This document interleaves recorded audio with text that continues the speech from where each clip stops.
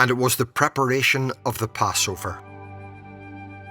And about the 6th hour, and he saith unto the Jews, Behold your king. But they cried out, Away with him! Away with him! Crucify him!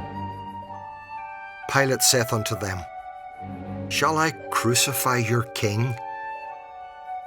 The chief priests answered, We have no king but Caesar. Then delivered he him therefore unto them to be crucified. And they took Jesus and led him away. And he, bearing his cross, went forth into a place called the place of a skull, which is called in the Hebrew Golgotha, where they crucified him, and 2 other with him, on either side one, and Jesus in the midst. And Pilate wrote a title, and put it on the cross. And the writing was, Jesus of Nazareth, the King of the Jews. This title then read many of the Jews, for the place where Jesus was crucified was nigh to the city, and it was written in Hebrew and Greek and Latin. Then said the chief priests of the Jews to Pilate, Write not the King of the Jews, but that he said, I am King of the Jews. Pilate answered, What I have written, I have written. Then the soldiers, when they had crucified Jesus, took his garments and made 4 parts, to every soldier a part, and also his coat. Now the coat was without seam, woven from the top throughout. They said therefore among themselves, Let us not rend it, but cast lots for it, whose it shall be, that the scripture might be fulfilled, which saith, They parted my raiment among them, and for my vesture they did cast lots. These things, therefore, the soldiers did.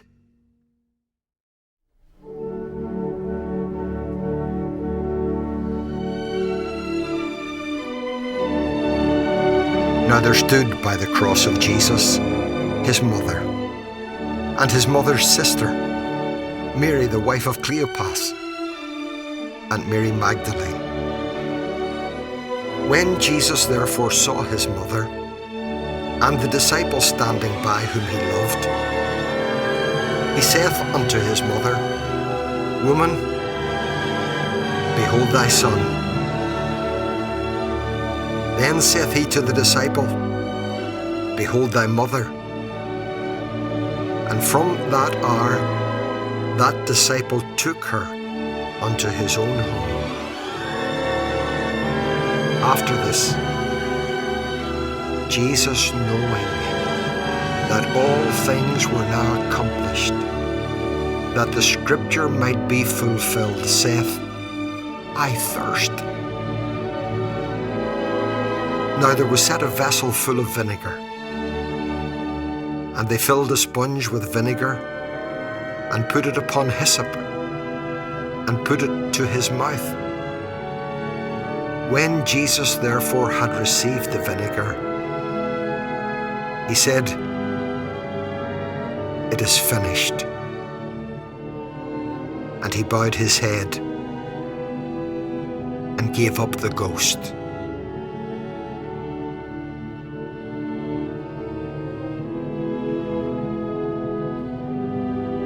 The Jews, therefore, because it was the preparation, that the bodies should not remain upon the cross on the Sabbath day, for that Sabbath day was an high day, besought Pilate that their legs might be broken, and that they might be taken away. Then came the soldiers, and brake the legs of the first, and of the other which was crucified with him. But when they came to Jesus, and saw that he was dead already, they brake not his legs. But one of the soldiers with a spear pierced his side, and forthwith came there out blood and water. And he that saw it bare record, and his record is true. And he knoweth that he saith true, that ye might believe. For these things were done, that the scripture should be fulfilled. A bone of him shall not be broken. And again another scripture saith, they shall look on him whom they pierced. And after this, Joseph of Arimathea, being a disciple of Jesus, but secretly for fear of the Jews, besought Pilate that he might take away the body of Jesus, and Pilate gave him leave. He came therefore, and took the body of Jesus. And there came also Nicodemus, which at the first came to Jesus by night, and brought a mixture of myrrh and aloes, about 100 pound weight. Then took they the body of Jesus, and wound it in linen clothes, with the spices, as the manner of the Jews is to bury.